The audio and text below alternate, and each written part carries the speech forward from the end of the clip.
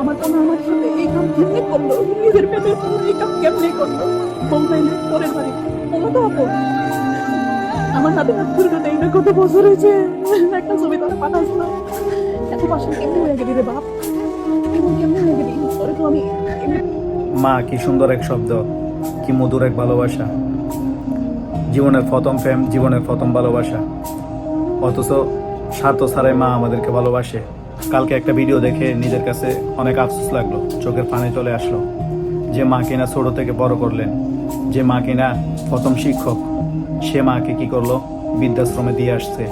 আল্লাহ তালা আছে, আমি আল্লাহ তালার কাছে বিচার দিব, এরকম ভাবে আহাজারি করলেন এক মা। আল্লাহরে সব পেয়ে দিব, আমার আল্লাহর লগে তখন দেখা হইব, তখন সব পেয়ে দিব।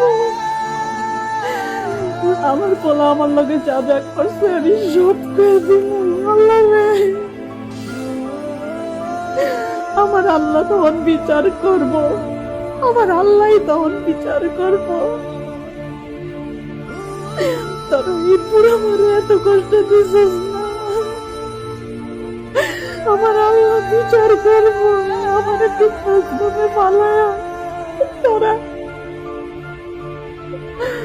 তোরা রং করস, তোরা তামাশা করস, বৃদ্ধাশ্রমে ভালো খাওয়ান দেয় রে।